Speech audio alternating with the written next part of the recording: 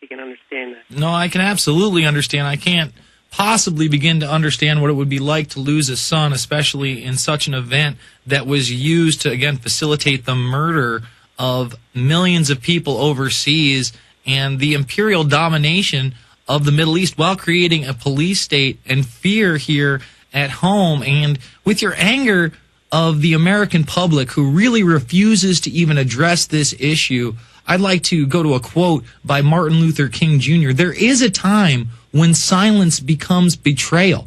And if you're aware of this stuff, but you're sitting on the fence and you're not talking to your family, you're not talking to your friends, you're not talking to your neighbors, you're not making copies of Loose Change Final Cut or Fabled Enemies or some of these other pictures and handing them out, you're not trying to inform your friends and family about the seriousness of the geopolitical situation we now face, you are betraying this country. You are betraying the memories of the 3,000 plus that died that day. I long for the day, Bob, that we will have an actual trial and people who were actually responsible for 9/11 will be prosecuted and punished accordingly. I have to believe that one day that will happen through our tenacious efforts. I certainly hope so, Jason, and I think of that every day of my life. Before I go to bed, I think of that. How wonderful it would be, but there's been a lot. Look at the millions of people who have died over the last 50 years. Mm-hmm. And, who's been brought to court for that? I hate to look at myself as a victim because this has been happening to people, obviously, in Afghanistan and Iraq. Mm-hmm. But, again, look at the death squads in South America and Central America that we've, so part of. People talk about bringing Kissinger to trial. All these things. It has to come out some way, somehow. And it's all there. It's nothing to, there's no deep secrets here if you just put a little investigation in yourself. But again, I think the problem with the public is if they did know, like I said, no. It's very easy to say, oh, I sort of believe. But that doesn't mean diddly.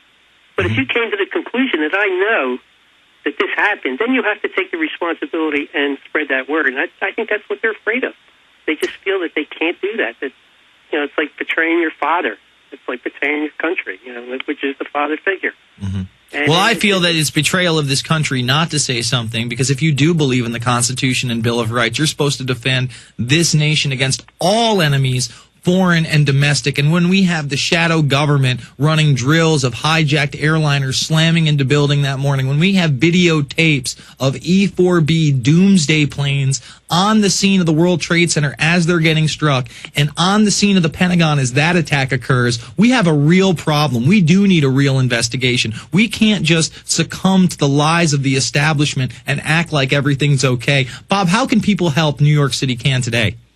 Well, what's going to happen when the time is right, when we've talked to enough councilmen, okay, it's going to be a phone and fax campaign. So it's a matter of checking the blog or the website, and it will depend on when, how many councilmen we talk and when it happens. But then the phone and fax campaign, we hope we can make that nationwide and just keep pushing the issue.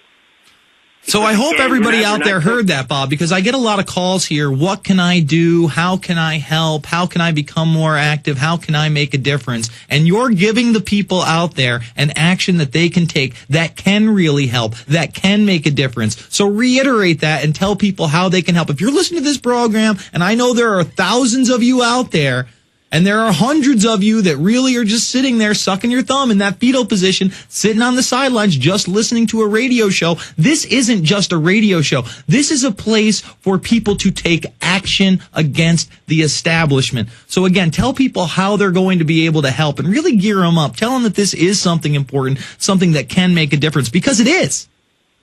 Well, this is really the only game showing right now, because again, we're not talking politicians. I mentioned earlier, we're not talking the big congressional politicians that are beholden to every corporation in the world. Mm-hmm. Okay, these are just public servants. They have to take public money, and we're hoping to put the onus on these people, saying, "Hey, Building 7," and we're talking to the other two towers too. We could go into that, but Building 7, NIST even said. Now, NIST is the organization. It's part of the Department of Commerce. The National Institute of Standard Technology, they're the ones that supposedly investigated the collapse of all three towers. Mm-hmm. And they waited years to give out the report to about Tower 7. Mm-hmm. But they even admitted that the first 2.25 seconds of the collapse or the demolition of the Tower 7, of course, they didn't think it was demolition, but the first 2.25 seconds was free fall. That makes it so. They admitted that. Therefore, it is impossible, absolutely impossible, that the towers could come down the way they said so. It had to be a controlled demolition. For any part of that building to come down in free fall, it had to be demolition. There had to be explosives in the building. So we have to emphasize that to the councilmen. This happened in your city, and it has not been investigated, and that's my job to tell them. If you look into the 9/11 Commission report, it was an exposition. This Ben Veniste even said that, one of the commissioners. It was not an investigation. So speaking for myself, my son was murdered. I have never had an investigation. So I will present that to the councilman.